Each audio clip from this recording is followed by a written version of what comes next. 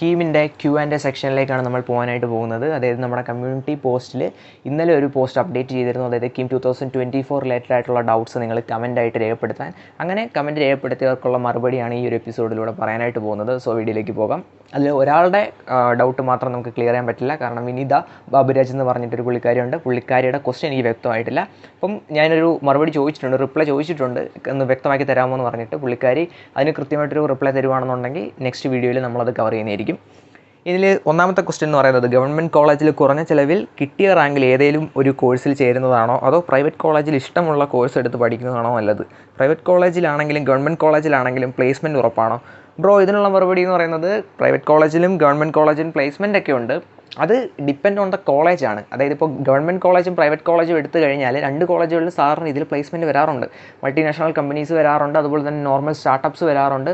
Trivandrum, Ernakulam based ആയിട്ടുള്ള കമ്പനീസൊക്കെ ഒരുപാട് വരാറുണ്ട്. എസ്പെഷ്യലി ബാംഗ്ലൂർ ബേസ്ഡ് ആയിട്ടുള്ള കമ്പനീസും വരാറുണ്ട്. അത് നിങ്ങളുടെ കോളേജ് അനുസരിച്ചിട്ടാണ്. നല്ല റെപ്യൂട്ടേഷൻ ഉള്ളൊരു കോളേജാണ് നിങ്ങൾ പഠിക്കുന്നതെന്നുണ്ടെങ്കിൽ നിങ്ങൾക്ക് ഒരുപാട് പ്ലേസ്മെൻറ്റ് ഓപ്പർച്യൂണിറ്റീസ് കിട്ടും. പക്ഷേ മോസ്റ്റ് ഓഫ് ദ ടൈമും മിക്ക കോളേജുകളിലും പ്ലേസ്മെൻറ്റ് നടത്തുന്നത് ഒരു സെയിം പാറ്റേൺ ആയിരിക്കും. നിങ്ങൾ ശ്രദ്ധിച്ചാൽ അറിയാൻ പറ്റും, 10ൽ 8 പ്ലേസ്മെൻറ്റുകളും ഒരേ രീതിക്കായിരിക്കും നടത്താറുള്ളത്. ആ ഒരു പ്ലേസ്മെൻറ്റ് എങ്ങനെയാണ്, നോർമൽ കമ്പനികൾ എങ്ങനെയാണ് പ്ലേസ്മെൻറ്റ് നടത്തുന്നുള്ളൊരു വീഡിയോ ഓൾറെഡി നമ്മുടെ ചാനലിൽ അപ്ലോഡ് ചെയ്തിട്ടുണ്ട്. താഴെ ഡിസ്ക്രിപ്ഷൻ ബോക്സിൽ ലിങ്ക് കൊടുത്തിട്ടുണ്ട്. ബ്രോയ്ക്ക് വേണമെങ്കിൽ അതൊന്ന് റെഫർ ചെയ്യാനായിട്ട് പറ്റും. ഇനി ബ്രോ പറഞ്ഞ പോലെ കിട്ടിയ ഏതെങ്കിലും കോഴ്സ് ഗവൺമെൻറ്റിൽ എടുക്കുന്നതാണോ അല്ലെങ്കിൽ ഇഷ്ടപ്പെട്ട കോഴ്സ് പ്രൈവറ്റിൽ എടുക്കുന്നതാണോ, അത് ബ്രോയെ അനുസരിച്ചിട്ടിരിക്കും. അതായത് ഇപ്പം ബ്രോയ്ക്ക് വേണമെന്നുണ്ടെങ്കിൽ ബ്രോ ഇപ്പം ഗവൺമെൻറ് കോളേജ് ഏതെങ്കിലും ഒരു കോഴ്സ് ചേർന്നാൽ മതിയെന്ന് ഉദ്ദേശിക്കുന്നത് ഇനി ഫീസിൻ്റെ പ്രശ്നം കൊണ്ടാണോ അല്ലെങ്കിൽ പൈസയുടെ പ്രശ്നം കൊണ്ടാണോ, അതും അല്ലെങ്കിൽ ജസ്റ്റ് ഇതൊരു എഞ്ചിനീയറിംഗ് ഡിഗ്രി മതിയോ എന്നുള്ളതാണോ ബ്രോയുടെ ഉദ്ദേശം എന്ന് അനുസരിച്ചിരിക്കും. ബ്രോ ഇപ്പോൾ ഭയങ്കര എക്സ്ട്രീംലി പാഷനേറ്റാണ്, എനിക്ക് CS തന്നെ കിട്ടിയേ പറ്റും, എനിക്ക് CS തന്നെ പഠിച്ചേ പറ്റും, പക്ഷേ എൻ്റെ റാങ്ക് അനുസരിച്ചിട്ട് ഗവൺമെൻറ്റിൽ എനിക്ക് കിട്ടില്ല, CS കിട്ടില്ല.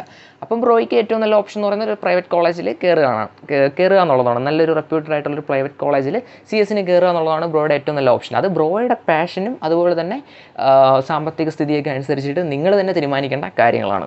ഇനി രണ്ടാമത്തെ കാര്യം എന്ന് പറയുന്നത്, bro government college hostel fees criteria എന്താണെന്ന്. അതായത് ഗവൺമെൻറ് കോളേജ് ഹോസ്റ്റലിൻ്റെ കാര്യങ്ങൾ നമ്മൾ അന്വേഷിച്ച സമയത്ത് ഇവിടെ കിട്ടാനുള്ള ക്രൈറ്റീരിയ എന്ന് പറയുന്നത് ലിമിറ്റഡ് ആയിട്ടുള്ള സീറ്റുകളായിരിക്കും ഹോസ്റ്റലിലുള്ളത്. മിക്ക കോളേജുകളിലും ലിമിറ്റഡ് ആയിട്ടുള്ള സീറ്റുകളായിരിക്കും ഉള്ളത്. ഗവൺമെൻറ് കോളേജിൻ്റെ കാര്യങ്ങളാണ്.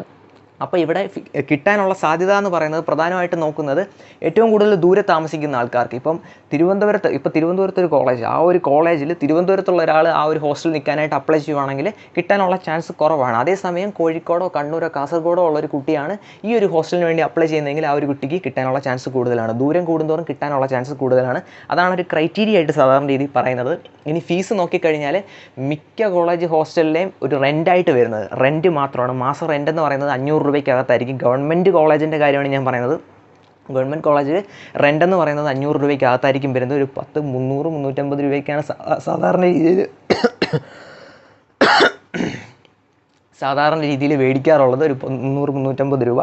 ഇനി ഇതിനകത്ത് പറയാനുള്ള വേറൊരു കാര്യം എന്ന് പറയുന്നത്, മെസ് ബില്ല് സെപ്പറേറ്റ് ആണ്, അത് വേരിയബിൾ ആയിരിക്കും. അതായത് മെസ് ബില്ലെന്ന് ഞാൻ ഉദ്ദേശിച്ചത് ഫുഡാണ്. ഫുഡിൻ്റെ കാര്യം നോക്കിക്കഴിഞ്ഞാൽ ഒരു മാസം മാക്സിമം ഒരു 2000, 2500, 3000 രൂപയ്ക്കകത്ത് തന്നെ നിർത്താനായിട്ട് സാധിക്കും. അങ്ങനെ ഓൾറൗണ്ട് നോക്കുവാണെങ്കിൽ ഒരു 3000-4000 രൂപയ്ക്കകത്ത് ഗവൺമെൻറ് ഹോസ്റ്റലാണെന്നുണ്ടെങ്കിൽ നിങ്ങൾക്ക് മാസം ചിലവ് വരത്തുള്ളൂ. ഗവൺമെൻറ് ഹോസ്റ്റലിൻ്റെ കാര്യമാണ് പറയുന്നത്. പിന്നെ ഈ ഒരു റേറ്റ് മാറിക്കൊണ്ടിരിക്കും, അത് ഫുഡിൻ്റെ വിലയ്ക്ക് അനുസരിച്ചിട്ടൊക്കെ മാറിക്കൊണ്ടിരിക്കും. സോ നെക്സ്റ്റ് ക്വസ്റ്റ്യൻ എന്ന് പറയുന്നത്, ഫസ്റ്റ് അലോട്ട്മെൻറ്റ് ഒരു കോളേജിൽ കിട്ടിയാൽ അവിടെ പോയി ചേരണോ, നിർബന്ധമുണ്ടോ?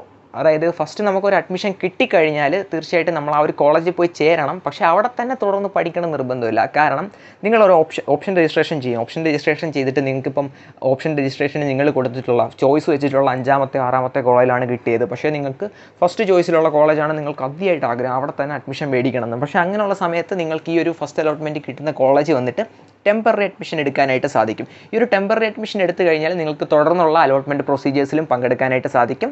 കീമിന് ഫസ്റ്റ് ഉണ്ട്, സെക്കൻഡ് ഉണ്ട്, തേർഡ് ഉണ്ട്, പിന്നെ മോപ്പപ്പ് അലോട്ട്മെൻ്റ് ഉണ്ട്, അത് കഴിഞ്ഞിട്ട് സ്പോട്ട് അലോട്ട്മെൻ്റ് ഉണ്ട്. അപ്പോൾ ഇതിനെല്ലാം പങ്കെടുത്ത് നിങ്ങൾക്ക് ഇഷ്ടപ്പെട്ട കോളേജിൽ അഡ്മിഷൻ മേടിക്കാനായിട്ട് സാധിക്കും.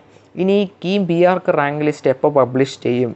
സ്കോർ എൻറ്ററിങ് നീട്ടാൻ ചാൻസ് ഉണ്ടോ? അത് പറയാൻ പറ്റില്ല. കാരണം ഇപ്പം സ്കോർ എൻറ്ററിങ് 25-ാം തീയതി, ഇന്ന് എത്രയാണ്? ഇന്ന് 25ആണല്ലോ. അപ്പോൾ ഇന്ന് 25-ാം തീയതി വരെയാണ് സ്കോർ എൻ്റർ ചെയ്യാനുള്ള സമയം BRക്കിന്. അപ്പോൾ അത് കഴിഞ്ഞിട്ട് നീട്ടാൻ ചാൻസ് ഉണ്ടോ എന്ന് ചോദിച്ചു കഴിഞ്ഞാൽ അത് നാളെ അറിയാൻ പറ്റും. നാളെ ചിലപ്പോൾ നോട്ടിഫിക്കേഷൻ വരും. നീട്ടാൻ ചാൻസ് ഇല്ലയെന്ന് ഞാൻ പറയുന്നില്ല, ഇതിന് മുമ്പ് നീട്ടിയിട്ടുണ്ട്. സോ അതിനൊരു ഉറപ്പ് പറയാൻ പറ്റില്ല.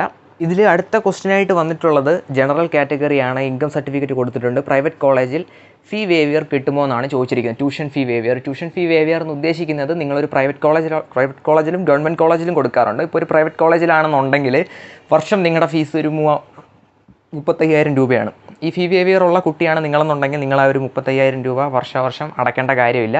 ഗവൺമെൻറ് നിങ്ങളെ ഫ്രീ ആയിട്ട് പഠിപ്പിക്കും. അതാണ് ഈ ഒരു ഫീ വേവിയർ കൊണ്ട് ഉദ്ദേശിച്ചിരിക്കുന്നത്. ഇനി ഈ ഒരു ഇതിൻ്റെ ഒരു പ്രധാനപ്പെട്ട ഒരു കാര്യം നോക്കിക്കഴിഞ്ഞാൽ, ഇത് പ്രൈവറ്റ് കോളേജിൽ അപ്ലൈ ആവുമോ ഇല്ലയോ എന്ന് അറിഞ്ഞു കഴിഞ്ഞാൽ അതിന് ചില ക്രൈറ്റീരിയാസ് ഉണ്ട്. പ്രൈവറ്റ് കോളേജിൻ്റെ കേസ് പറയുവാണെങ്കിൽ മുൻ വർഷങ്ങളിൽ, ഇപ്പോൾ ഉദാഹരണത്തിന് കമ്പ്യൂട്ടർ സയൻസ് ബ്രാഞ്ചിലേക്കാണ് നിങ്ങൾ ഫീ വേവിയറിന് വേണ്ടിയിട്ട് അപ്ലൈ ചെയ്യുന്നതെന്ന് വെക്കുക.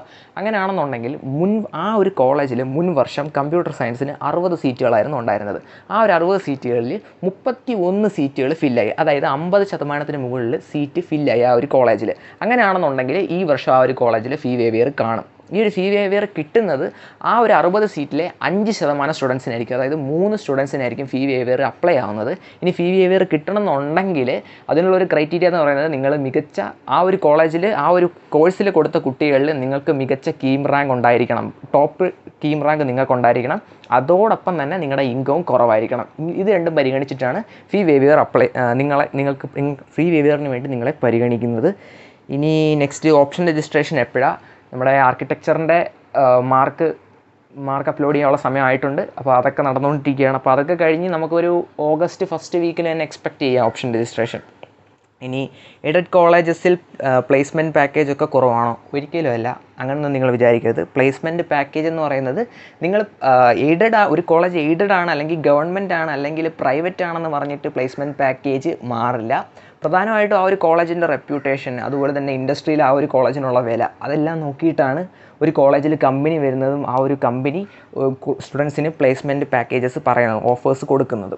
അപ്പം നിങ്ങൾ നല്ല കോളേജിലാണ് പഠിക്കുന്നതെങ്കിൽ, അത് ഗവൺമെൻറ് ആയിക്കോട്ടെ, പ്രൈവറ്റ് ആയിക്കോട്ടെ, സെൽഫ് ഫിനാൻസ് ആയിക്കോട്ടെ, എന്തോ ആയിക്കോട്ടെ, എയ്ഡും ആയിക്കോട്ടെ, നിങ്ങൾ നല്ല കോളേജിലാണ് പഠിക്കുന്നതെന്നുണ്ടെങ്കിൽ, നല്ല റെപ്യൂട്ടേഷനുള്ള കോളേജിലാണ് പഠിക്കുന്നുണ്ടെങ്കിൽ നിങ്ങൾക്ക് നല്ല പാക്കേജ് തന്നെ കിട്ടും. ഇനി GC Wayanad, NSS Palakkad, GEC Palakkad, ഇതിൽ ഏതിനാണ് ഫസ്റ്റ് പ്രയോറിറ്റി കൊടുക്കേണ്ടത്? അതിന് NSS പാലക്കാട് നല്ലൊരു ബെറ്റർ കോളേജായിട്ട് തോന്നിയിട്ടുണ്ട്. വേണമെന്നുണ്ടെങ്കിൽ NSS പാലക്കാടിന് പ്രയോറിറ്റി കൊടുക്കാം. ഇനി RIT mechanical or GEC Idukki ECE.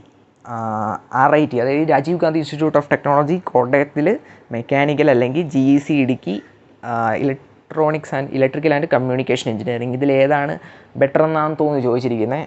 ഇപ്പോൾ രണ്ടും നോക്കുകയാണെന്നുണ്ടെങ്കിൽ കോഴ്സിൻ്റെ അഭിരുചിക്കനുസരിച്ചാണ്. രണ്ടും വ്യത്യസ്ത ബ്രാഞ്ചുകളാണ്. അതിൻ്റേതായിട്ടുള്ള മെറിറ്റ്സും ഉണ്ട്, ഡിമെറിറ്റ്സും ഉണ്ട്.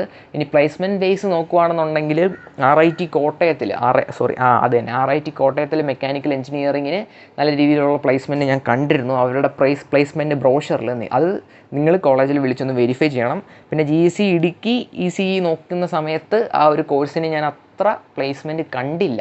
ഇവരുടെ ബ്രോഷർ വെച്ചിട്ട് അത്ര ഒരു പ്ലേസ്മെൻറ്റ് പൊട്ടൻഷ്യൽ അവിടെ കണ്ടില്ല. പ്ലേസ്മെൻറ്റ് മാത്രമാണ് നോക്കുന്നതെന്നുണ്ടെങ്കിൽ RIT ആയിരിക്കും ബെറ്റർ.